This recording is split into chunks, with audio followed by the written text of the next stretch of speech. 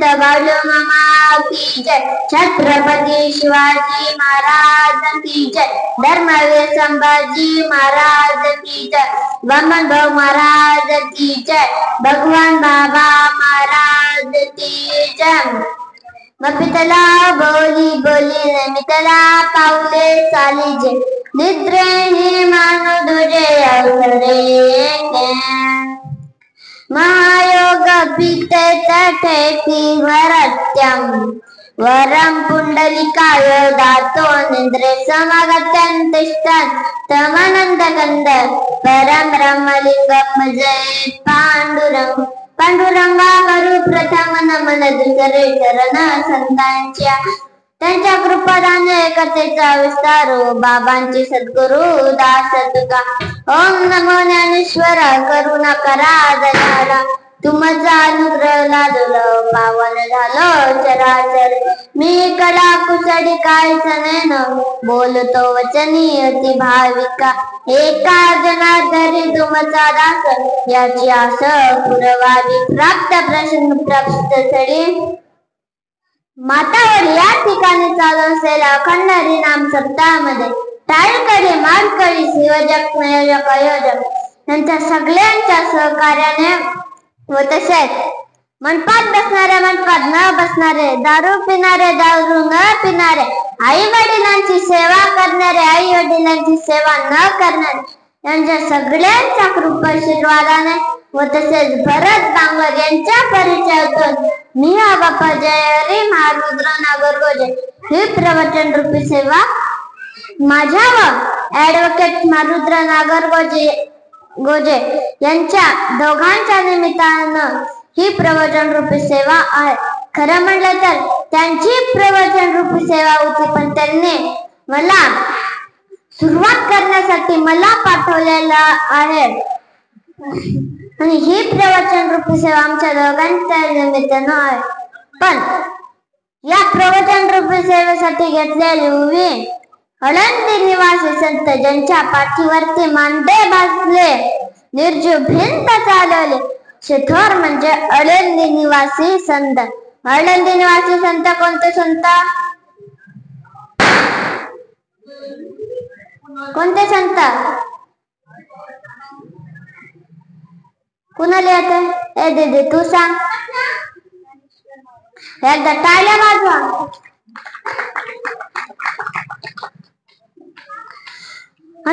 संत ज्ञानेश्वर माऊली आपल्याला हवेमधून काय सांगतात? मग पिताला बोली बोली जे मिताला पावले चाले जे, निद्री मान तुझ्या अवसरे म्हणजे मग पिताला बोली जे म्हणजे आपण मापात बोललं पाहिजे. नाहीतर एक जण नुसतंच बोलते, एकदा मैत्रीण भेटली तर 2 तास त्याच्यातच. पण आपण असं न करता मापात बोललं पाहिजे. मिताला पावले चालीजे म्हणजे आपण मापात पावले टाकून चाललं पाहिजे. नाहीतर माणूस इतकं जोर पळतो सटकूनच घसरतो. आता पावसाळ्यात चालू, मग पावसाळ्यात पाण्यास तरी मुद्दाम इतकं बास चालला आणि मध्ये पाय सटकून पडणार. पण आपण असं न करता चालून नीट पावले टाकून चाललं पाहिजे.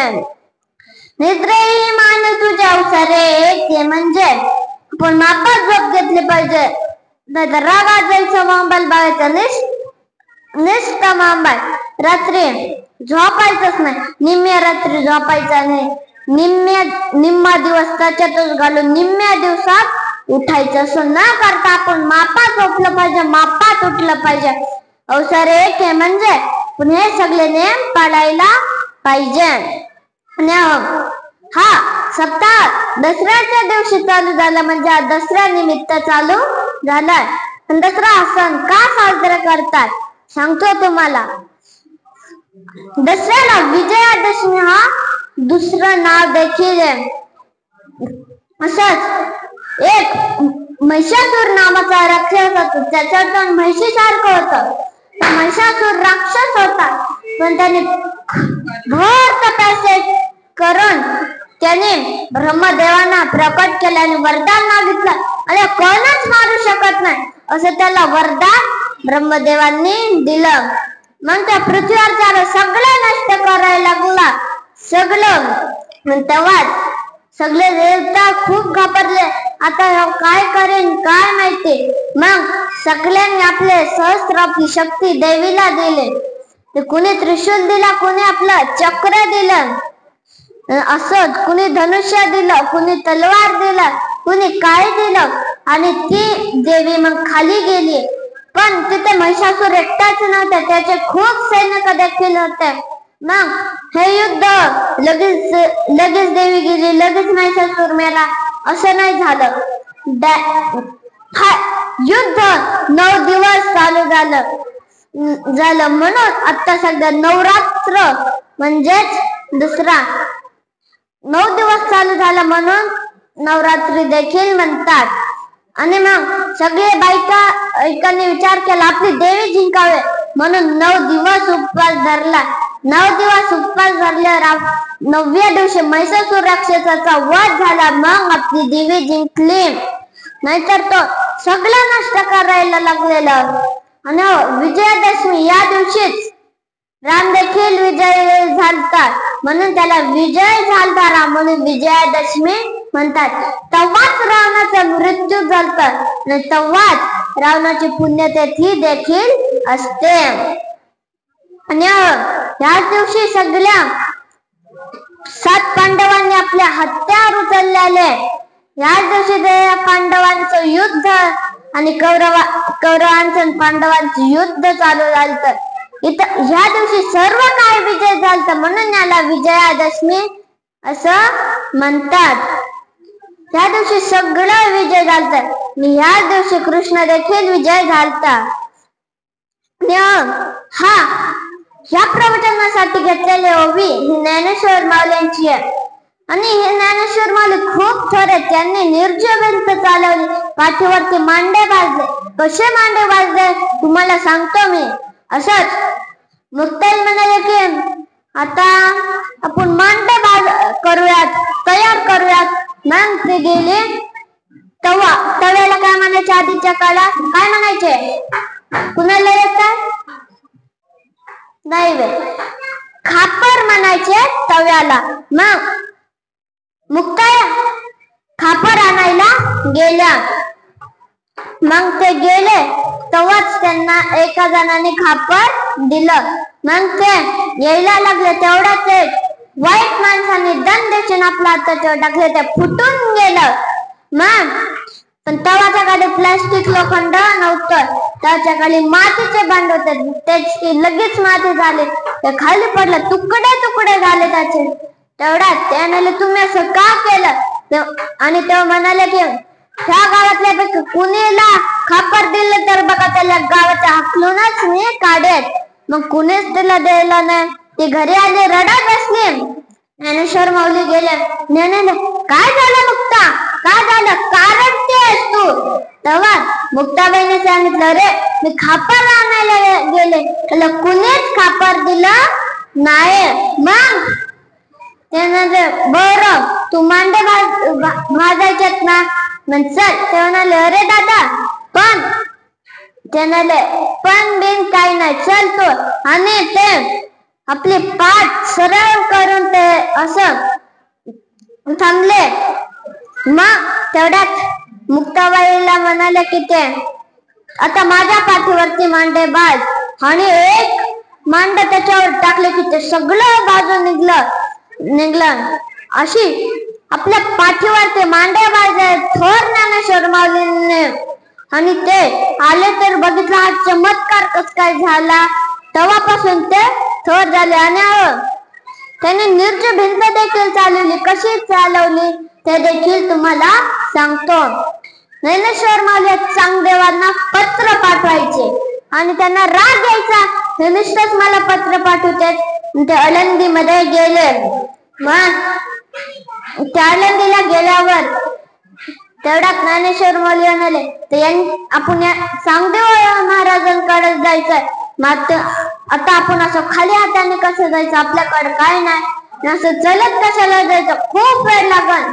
म्हणून त्यांनी निर्जीव भिंत चालवली. म्हणजे त्यांनी भिंतीवरती उडत गेले. भिंतीवर ज्ञानेश्वर माऊली, मुक्ताबाई, सोपान दादा आणि निवृत्ती दादा हे सगळे जण त्या भिंतीवरती बसून उडत उडत जायला लागले.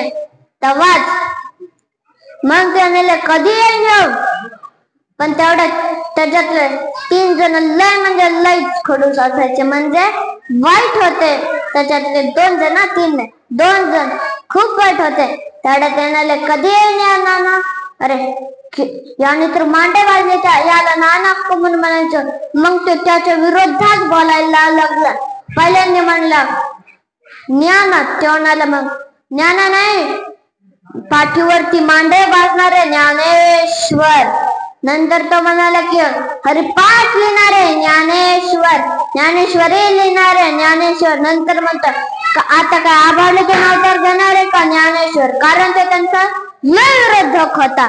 मग तेवढ्यात एका जणाची नजर म्हणजे 2 जण वाईट होते, त्याच्यातल्या दुसऱ्या वाईटाची नजर आकाशातच गेली.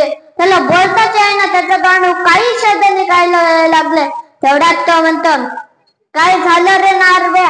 दुसरा जण म्हणतो दुसरा वाईट पहिल्या वाईटाला म्हणतो काय झालं रे नारव्या, वर काय तुझं. ते म्हणाले की शास्त्री बा वर बघा. त्याच्या नादाने सगळेच वर बघितले तर खरंच ज्ञानेश्वर माऊलींनी आभाळातून अवतार घेतलेल्या भिंतीवरून येत होते. नंतर ते खाली आले आणि चांगले महाराज स्वतःहून वाघावरून उठले आणि ज्ञानेश्वर माऊलींचं दर्शन घेतलंय. इतक्या थोर ज्ञानेश्वर माऊली आहेत. आणि आत्ताचे लेकरं कशाचा हट्ट करतात, मला कुरकुरा देना, मला चॉकलेट देना, पप्पा मला हे घ्यायचं, मला ते घ्यायचं, मला मोबाईल पाहिजे, मला स्मार्ट टॉप घ्यायचंय, मला गेम खेळायला मोबाईल द्या. आपण याचा हट्ट करतात. पण भगवान बाबांनी गुरु मंत्राचा हट्ट केला, पण ते पण लहान वयात. पण आता सध्या आपण त्यांना भगवान बाबा या नावाने त्यांचा जय घोषकार करतात. पण त्यांचा पूर्वीचं नाव काय होतं, कोणाला येतात, काय होतं, एकदा टाळ्या वाजवा.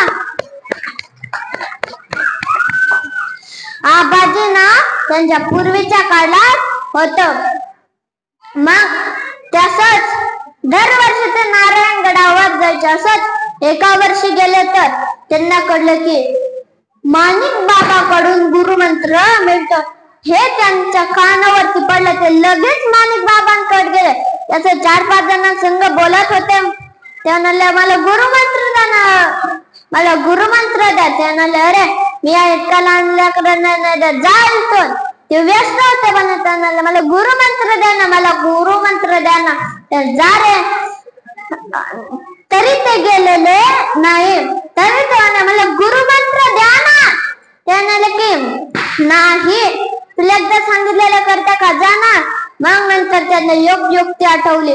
त्यांनी खूप उंच शिखर होतं. त्याने त्या शिखराकडे वट केलं.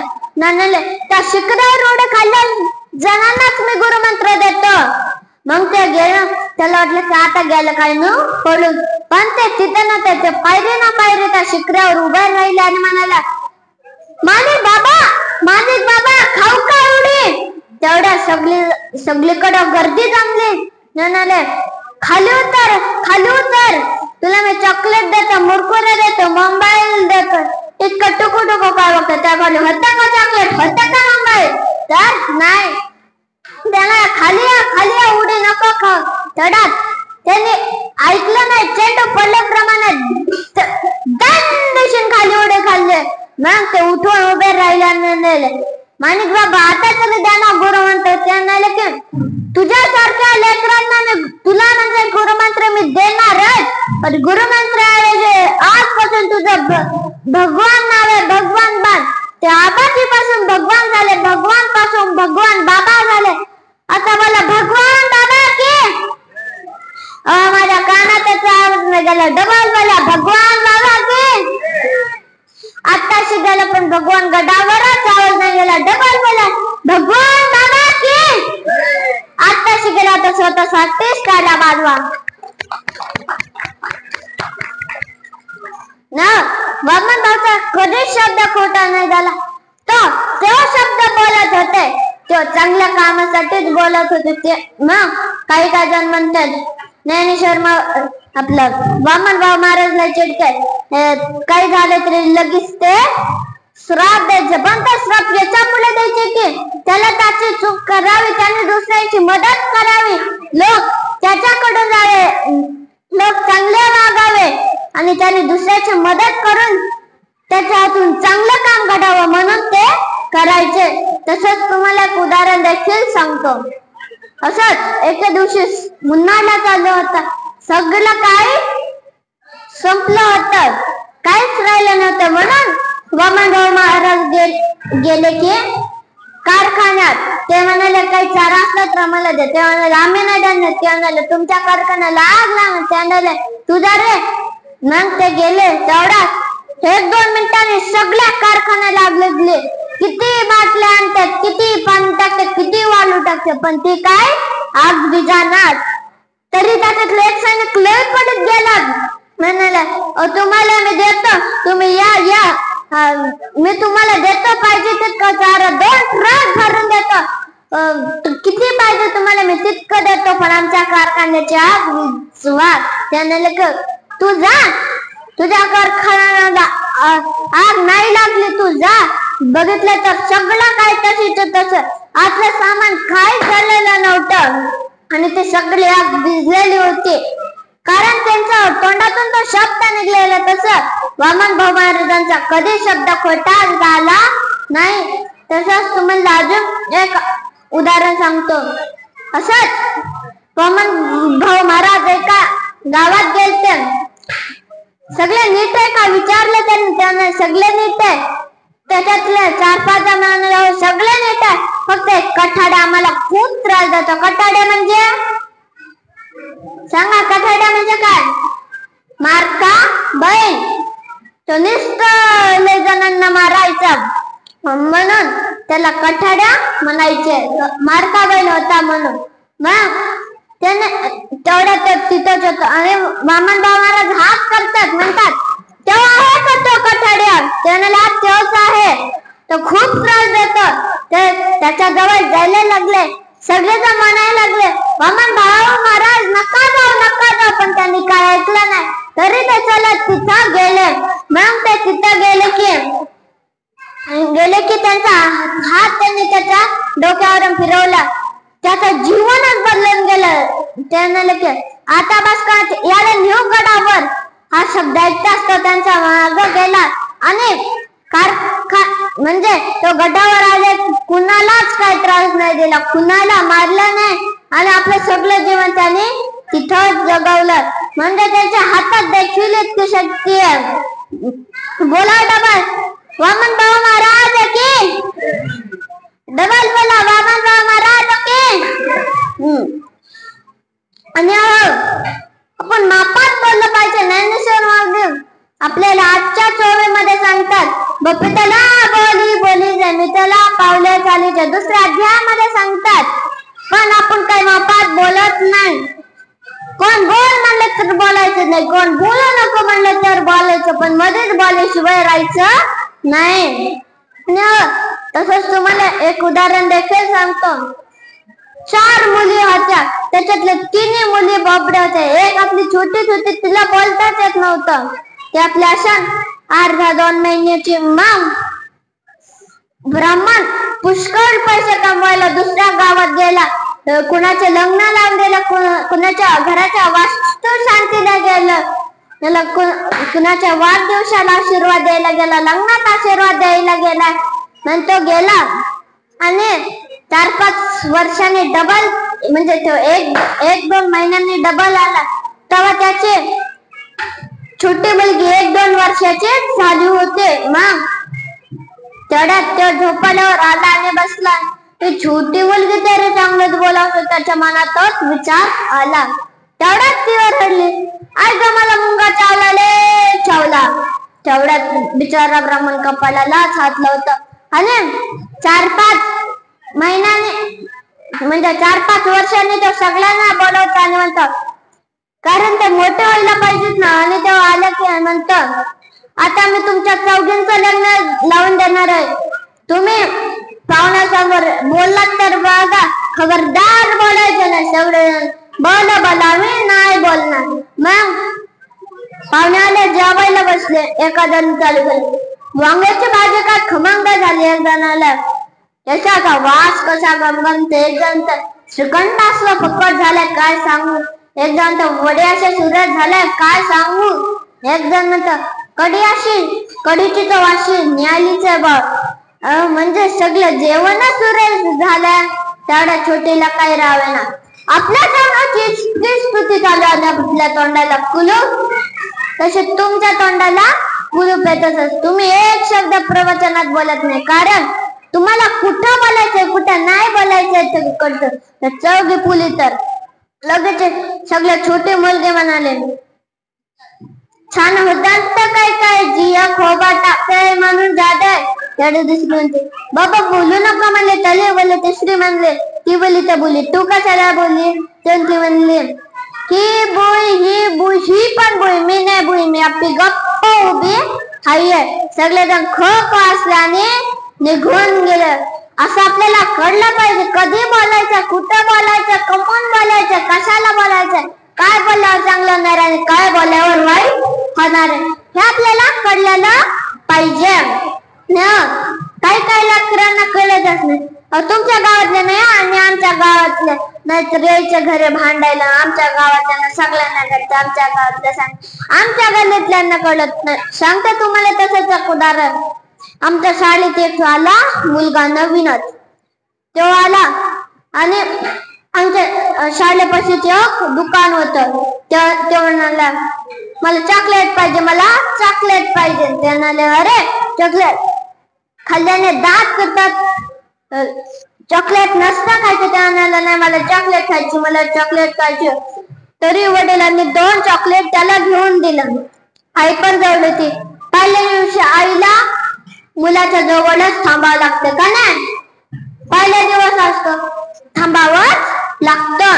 मग कारण मुलगा रडन त्याच्या मुलात कोणते पण आई थांबते. मग आई त्याची पण थांबली. तो रडायला लागला, मला थांब थांब. तो थांबली आई. मग तेवढ्यात वडील म्हणे, मला काम आले मी जातो. मग ते जातात आणि तेवढ्यात त्याला 2 चॉकलेट घेऊन दिला आणि म्हणलं, आता मला जायचं. मग जेवणाची सुट्टी झाली. तो खेळता खेळता त्याला चॉकलेटचं लक्ष झालं. त्याने चॉकलेट खाल्लं आणि ते लय भारी लागलं. त्याने दुसरं चॉकलेट फोडून खायला गेलं. तर आता पावसाळा चालू का नाही, कोणता ऋतू चालू आहे, पावसाळाच. मग ते चिखलातच पडलं. ते उचलायला गेलं. तेवढ्यात त्याची आई म्हणते, ते उचलू नका, ते उचलू नका, ते खाली पडले, तर छी झालं, ते उचलू नका.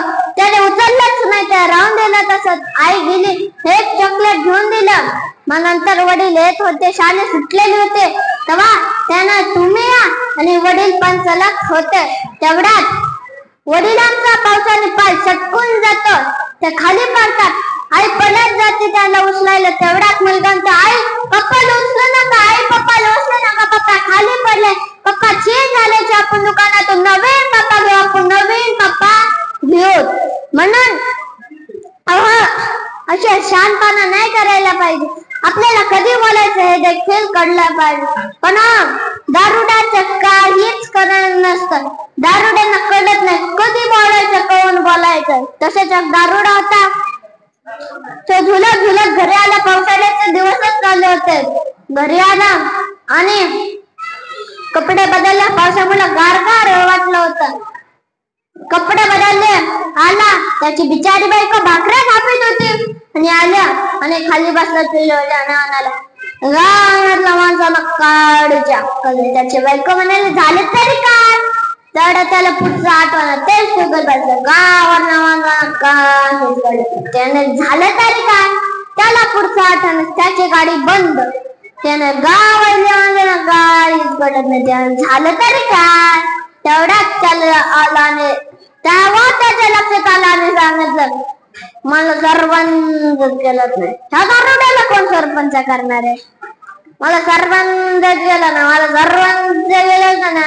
गावली नसतं तिच्याची भाषा.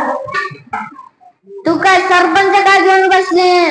माझा जर आमदार गेला होता ना, तालुका बदलला तालुका, तू तालुक्यावर नको थांब.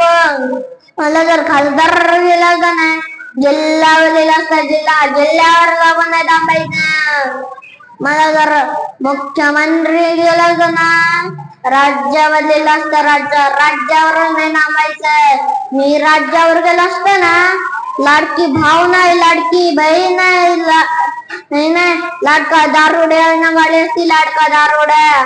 आपण काय राज्यावरच नाही थांबायचं. मला जर पंतप्रधान गेला असता ना, देश बदलेला असता देश.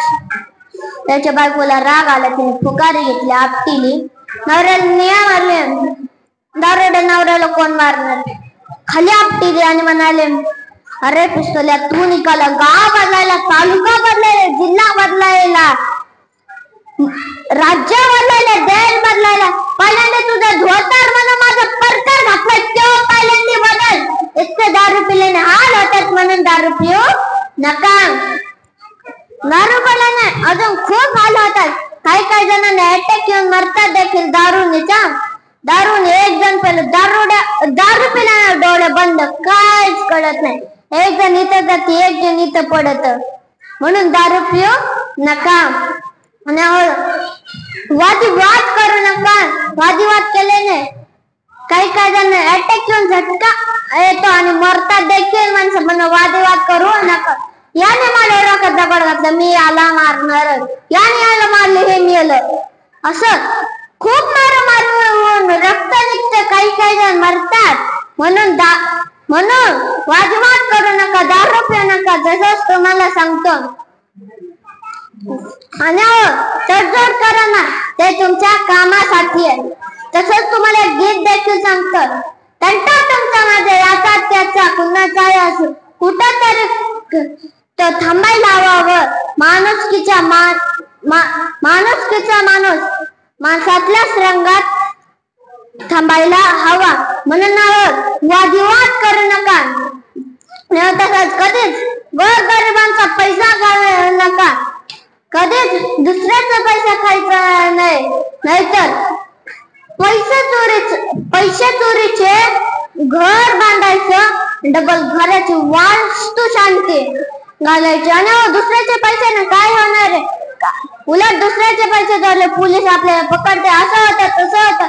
दुसऱ्याचा कधी पैसा घेऊ नका, गोरगरिबांचा कधी पैसा घेऊ नका. तसंच तुम्हाला अजून एक गीत सांगतो. भ्रष्ट नौकरांना लाज मनाला, टेबल खालून हात घालता कशाला. सुट्टीचा पगार मिळतो तुम्हाला, आजारी नसला तरी रजा तुम्हाला. त्याचाही पगार मिळतो तुम्हाला, गाडी घर राहील ना तुम्हाला, तरी तुम्ही ठरवला रेट साईला. भ्रष्ट नौकरांना लाज म्हणायला, टेबला खालून हात घालता कशाला. जता तुम्हाला असंच एक उदाहरण देखील सांगतो. आई वडिलांची सेवा करा. आई वडिलांच्या पायापाशी संपूर्ण विश्व सामावलेलं असतं. म्हणजे आई वडिलांच्या पायापाशी संपूर्ण पृथ्वी सामावलेली असते. तुम्ही म्हणता कसं काय? तसंच तुम्हाला एक उदाहरण देखील सांगतो. गणपतीची आई कोण सांगा? गणपतीची आई कोण? मोठ्याने सांगा की. आणि गणपतीचे वडील